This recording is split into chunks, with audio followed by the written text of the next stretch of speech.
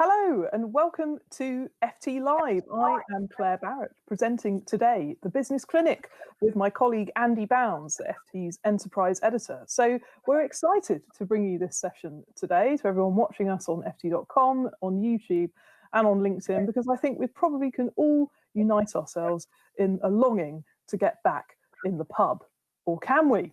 We enjoy, as journalists, as you know, famously, our profession, a tipple or three while standing at the bar. But even though the pubs are set to reopen in England, the grand reopening day is set for July the 4th this weekend, maybe standing at a bar will be a thing of the past, because the new rules, although they're allowing bars and restaurants and other businesses, service sector like hairdressers, to reopen, there are of course very strict rules about what can and cannot be done by these businesses in order to stop the spread of the coronavirus. So Andy, I'm going to bring you in. Now you're coming at us from Holmfirth near Manchester. You're somebody who enjoys going to the pub, she says, blushingly. That's true. Yeah, I mean, they get some of the best stories there, of course. The slight problem is when you go this time, you're not going to be able to talk to many people because, as you say, you can't sit at the bar. You can only really associate with the people you go there with. And there won't be any music or entertainment. So it's going to be a very different experience. The one thing you will be able to enjoy is a proper pulled pint, which I think many of us have missed. My local landlord, he's been doing takeaways, and he recommends frothing it with a sort of thing that you use in your soup to process your soup. That gets a nice head on it, but you know he's it's not the same as the real thing, as he would admit. But he's been doing takeaways and running a shop out the back of the pub, and I think a lot of pubs will continue doing that sort of thing to keep themselves going, because the trade will necessarily be small. I mean, he's lucky he's got an outside area as well, so he'll be using that. I think the idea of sitting at a table outside and having a pint and chat is definitely worth it, but entering in and sitting in the corner being quiet with a couple of people that you already know isn't that much different to staying at home and having at home, really. Well, yes, and of course, this is the big problem. So in the course of today's Business Clinic, we are, as ever, very eager to hear from FT readers who are watching us at home. You can ask us a question or make a comment on anything you like. Maybe you're somebody who's running a business which is set to reopen on the 4th of July. Maybe you have already reopened in some capacity, like Andy's local pub and some of the ones around here where I live, in Hackney, where they are repurposing, selling other things, turning into more of a hub than a pub. Maybe you're running a restaurant or you're a hairdresser and you're eager with many, many bookings to start working through. We've been hearing my colleague Alice Hancock's been writing about how hairdressers are finding that their diaries are booking up. If you want to make a comment, if you're in ft.com, just put it at the end of the article. It will magically flash up on my iPad. If you're watching us on YouTube or on LinkedIn, hello to everybody there, you can just make a comment in the live stream, and again, it will come flashing up on my iPad. So the first question today, Andy, that I'd like to discuss with you is from FT reader David Bolsover. Hi, David. Lovely to see people using their real names on ft.com. He says, do you think that there's a danger that the UK could move into a phase of underconsumption because of the savings glut? Now, there's been a lot of data out this week in the UK about how under lockdown, because we haven't been able to spend our money in the pub, in restaurants, on going on holiday, etc., the average Briton has been able to save around £180 per week. That's according to ONS household spending stats.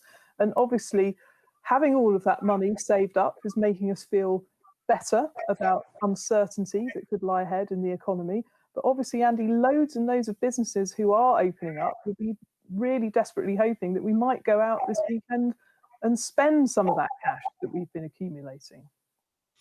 Yeah, I think there will be some consumption boost, because obviously a lot of delayed consumption out there. Things people have wanted to buy. I mean, the things that people can buy at the moment, they seem to be doing at their houses. Plenty of skips around me. B&Q always seems to have a long queue outside it. So there's definitely people out there wanting to spend money. I think the slight challenge is that, we have had historically low savings rates, since 2008, really, the Depression. And in a funny way, our economy was possibly running a little bit too hot. And, a lot of leisure spending that is discretionary came at the expense of saving. And I think businesses really need to be careful that maybe people will think, well, I'm not going to go out for a meal a week. I might go out for a meal every 2 weeks because I'm not quite sure what's going to happen this year, next year to my job.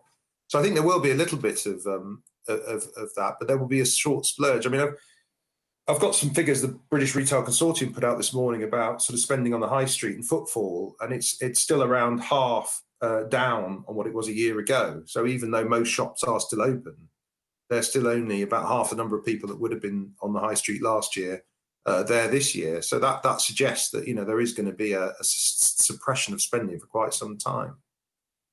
Well, some people on FT.com are saying, have people got used to the fact that spending very little money on a beer, if you're sitting in your living room, is acceptable to them? Will they now go back out, certainly in the London area, and be prepared to pay £5 to £6 for a pint of beer, particularly seeing as a lot of the activities that you would normally go to the pub for are no longer able to happen, like live football being a big one. Now, one of the reasons that the government don't want live football games to be transmitted in pubs is because there could be shouting or chanting. And of course, anything that could project more droplets into the air is not a good thing. And the same reason they're saying there can't be live music or live comedy, but there also can't be loud music that could cause people to call or shout. Yeah, I mean, after everything pubs have put up with over the last few years, I mean, the challenge of cheap supermarket beer is obviously not new, and many pubs have managed to shirk off that challenge. But a lot of it is by doing food, or by showing the football, or by having quiz nights, or whatever it might be. And I think, it's really tough for people because a lot of those options are not going to be there, and I think there will be people wanting to go back out because they've been stuck indoors for a long time. So I suspect that they'll get through it. But it's as I say, the challenge of cheap booze is not really a new one, and pubs seem to have managed to those that have survived. I think there's been a sort of a slowing. There were lots and lots of closures, and now it's sort of plateaued out. So we're not seeing the mass short closures of pubs that we did a few years ago. So they found ways through it, but it's going to be key that people do support their local pub, I think. And certainly, again, if you're a publican watching this, we'd love to hear from you. Do make a comment. But if you are a business that is set up, say, near an open space like a park, for example, then the potential for you to continue your business is obviously going to be much higher than like a smaller pub that's maybe in a city centre or high street, because the sheer numbers of people that we're talking about, according to the government guidelines, a maximum of 30 people indoors, that's going to be a real hindrance on profits, but not just for the pub sector, but also for the restaurant trade. And a lot of the pubs make most of their margins on food rather than on beverages. Yeah, and I think those, as I say, it's so hard because you're operating with one hand tied behind your back. And sadly, these restrictions have to exist, because coronavirus is still there. And, we saw this week that the city of Leicester, only yesterday, last night, dramatic news, the city of Leicester, 350,000 people is going, shops are going back to being closed. Pubs are not allowed to open next week. Restaurants, all that effort they put into being ready.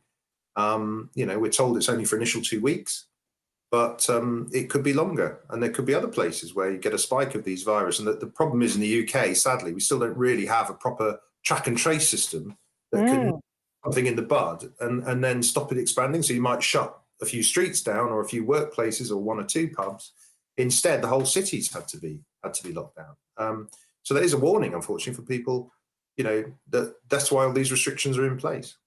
Well, quite a few readers on your point about track and trace and keeping safe want to talk about that. We've got Omar Alamer, who works in banking. He's commenting on LinkedIn. He says, how can we convince customers that it's safe to dine in, considering that businesses are taking all of the precautions required? And also, we have another comment, which I have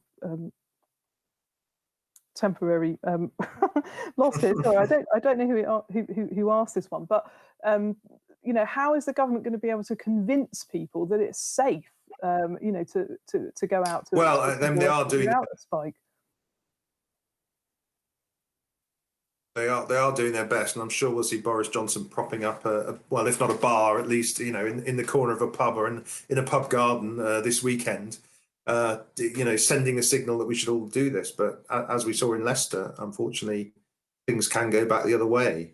I think the other challenge for pubs and shops is to look at their demographic, because plenty of over 70s are still staying at home. And they're a big source of dining out, especially, if you look at the power of the grey pound, if you want to call it that. But, a lot of pensioners with disposable income are what drives, a huge amount of spending. So you may have to pivot your business more towards the 20 and 30s year olds who are desperate to get out by all the evidence that I see. They may not have quite the disposable income to do it. And on the point about track and trace, now, one of the suggestions in the government guidelines is that the venues, whether they're pubs or restaurants, are advised to assist NHS test and trace by keeping a temporary record of customers and visitors for 21 days. Now, we've already got Paul Sanderlands on LinkedIn. Now, Paul, I'm guessing that you might be in the legal professions. He says, are there any thoughts on GDPR worries for pubs in terms of the data collection? That's the General Data Protection Regulations, GDPR, which obviously everyone has to comply to. I mean, it's another kind of layer of hassle for people, isn't it? If you are going somewhere, you've got to give your name and contact details. You might be used to doing that if you're making a booking in a restaurant because they want to phone you up. But what are your thoughts on that, Andy? Yeah, and it's going to be very hard to enforce, isn't it? Because if somebody's just popping in for a quick pint, and they're new to you, you've no real way of knowing who they are. And if they want to put down a false name and number, I can't see how you can do that. But I guess you've said, well, we've done the measures that we have to do. On the GDPR question, one would hope that the government has secured some kind of waiver in order to ensure that you are covered, because otherwise, obviously, the policy would be completely unenforceable. Yeah.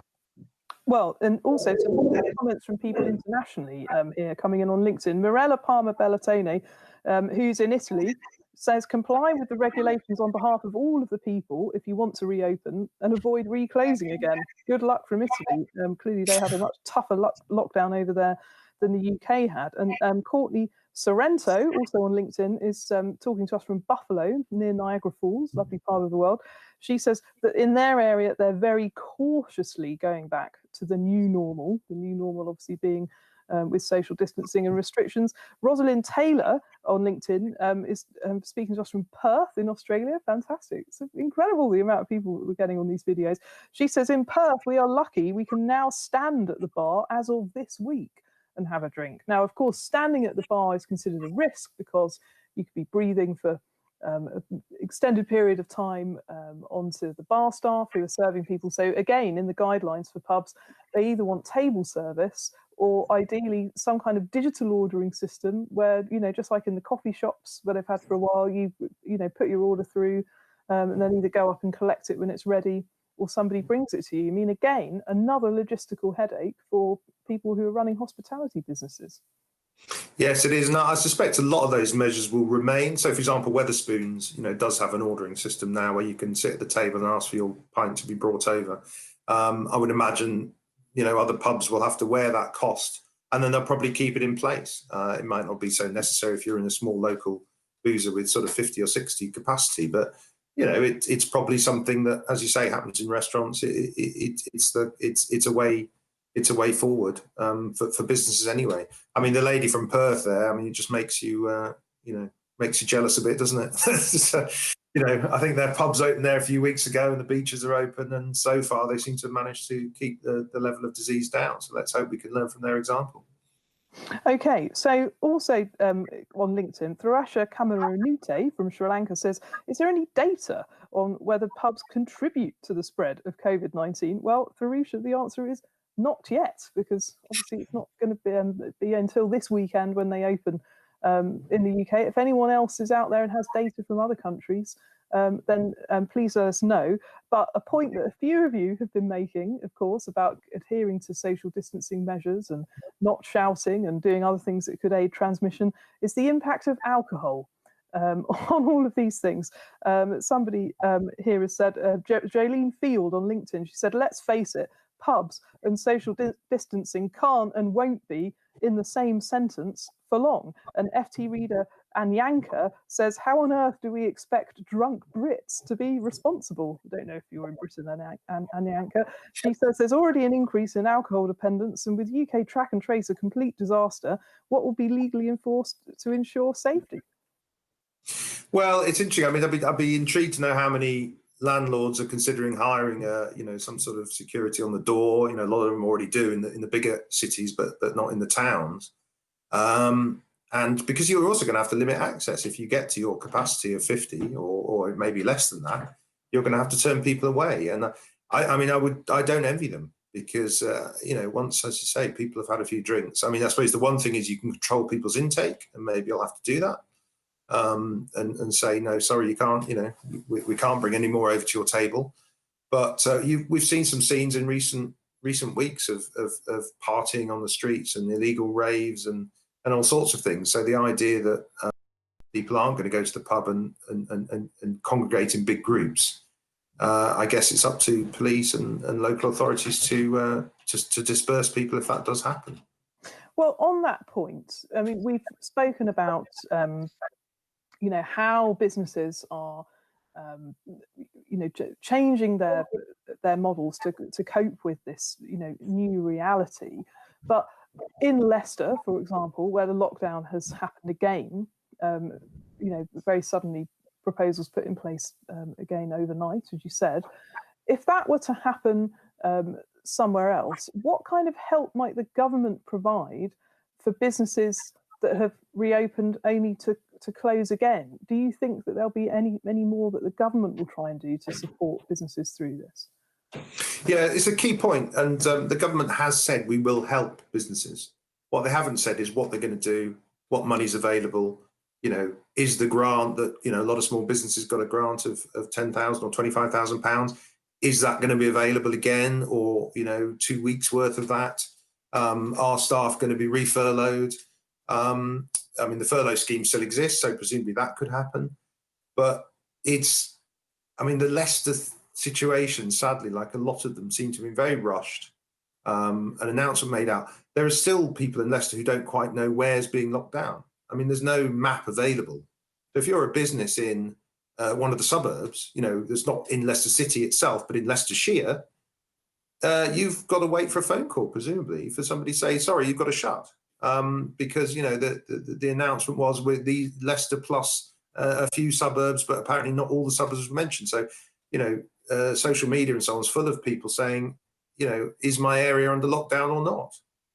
But they will. I mean, the government will have to support businesses, but they haven't yet made clear what form that support will take. Now, on the theme of people having saved money under lockdown and being encouraged to spend it, we do have a couple of comments coming in on this. Parky Batanga on LinkedIn says, to what extent do you think people saving will impact the reopening of smaller businesses? Well, we were talking about this earlier on, and certainly people really want to hang on to their cash at the moment, and that if it's going to be not a very enjoyable experience for them to go out to a pub or a restaurant, you wonder if they will return in such numbers. But could the Chancellor encourage more spending in the UK by doing something to cut value-added tax, perhaps? Well, there's certainly been heavy hints in that direction. He's got a statement on Tuesday, which is a bit of a mini budget. And there is a lot of chatter that will indeed what he does. VAT in this country is 20%, so that makes quite a big difference. I guess in a way, cutting it for pubs also means cutting it for booze sold in supermarkets. So you don't necessarily get it doesn't mean you're saving your money wherever you go. So maybe a more sort of targeted measure might be better. That you only apply it to. I mean, takeaways didn't used to have VAT on them. whereas Eating In did. So maybe you could do things on that. And then there is a sting in the tail, because whatever money he gives away in July, it seems as though he's determined to try and get back in sort of October, November, when he has his full budget.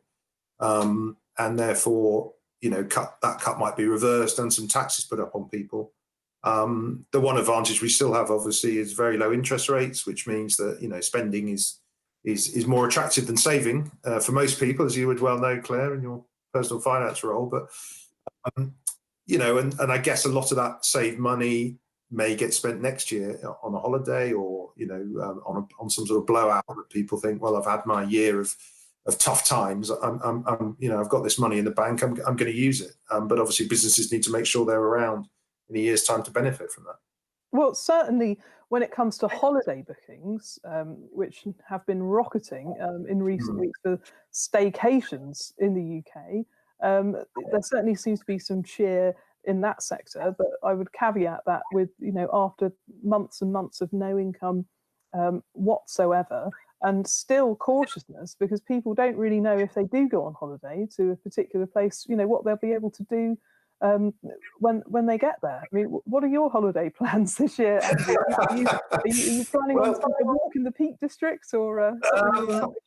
Yeah, I think it'll be quite local. We do have a week booked in Scotland at the very end of August, so fingers crossed. I mean, Scotland's got a very, very low incidence of COVID, so I don't think there'll be a problem with the Scottish places opening. But the danger might be they might not let any English people in to go and enjoy them if we've still got a very high rate this side of the border.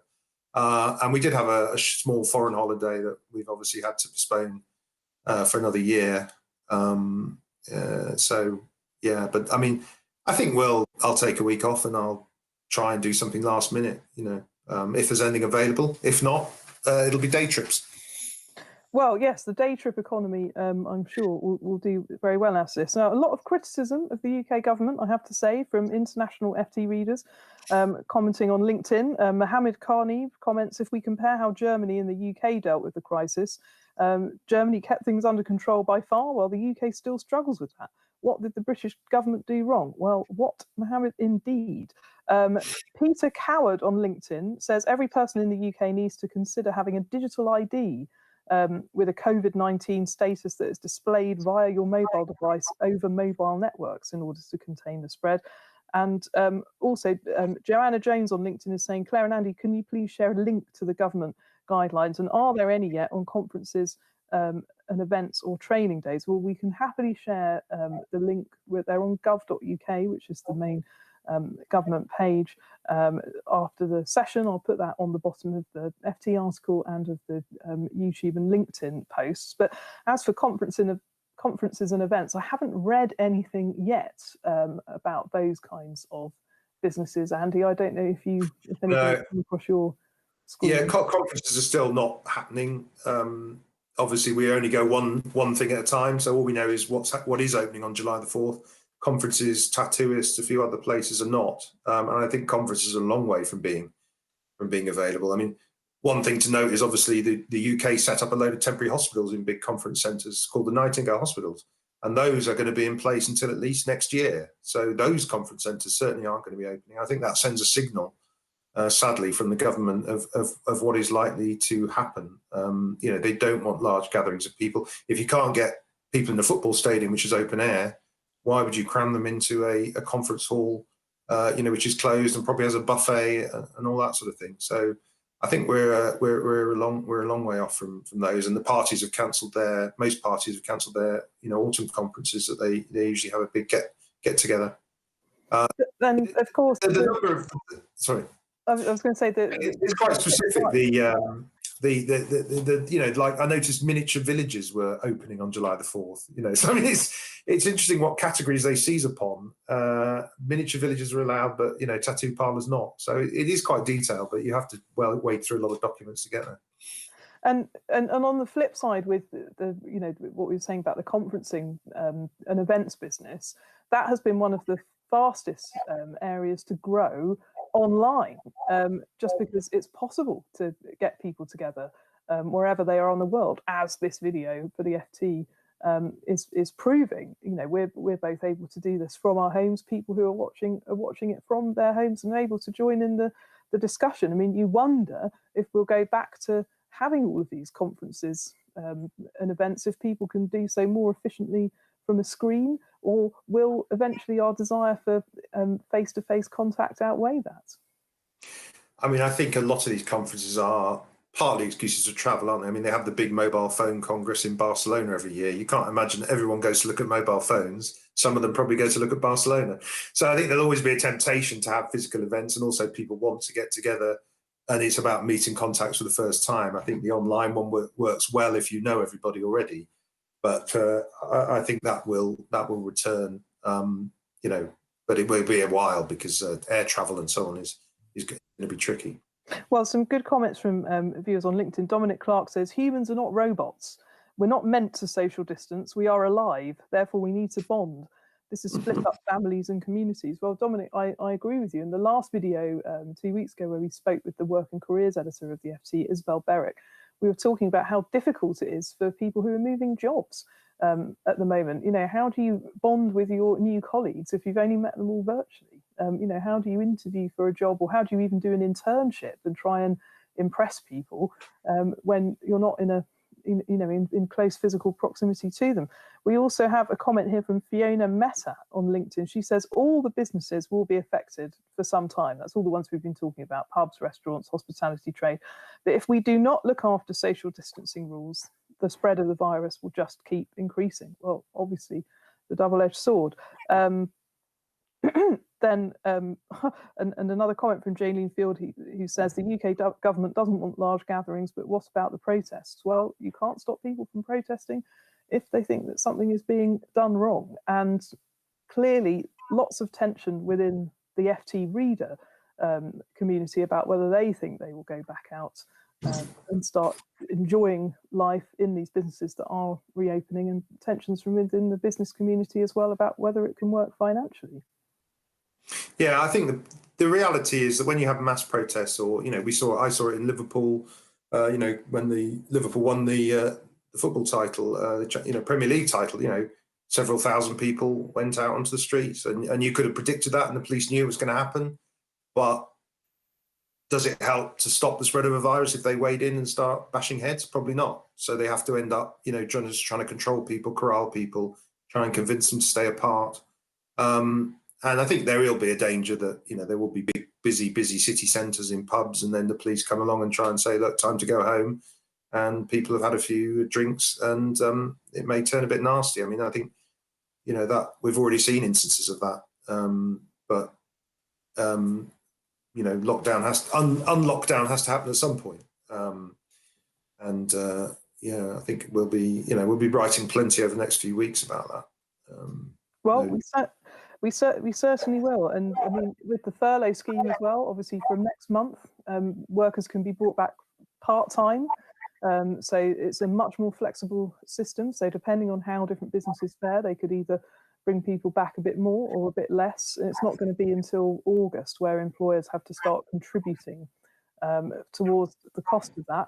But I would say overall, a make or break summer ahead for the hospitality industry. For those that can find a way, do have access to outdoor space, and if we do have good weather, then maybe there is more of a hope for them of seeing their businesses through. But for other businesses, we've already seen some restaurant groups fold in the current crisis.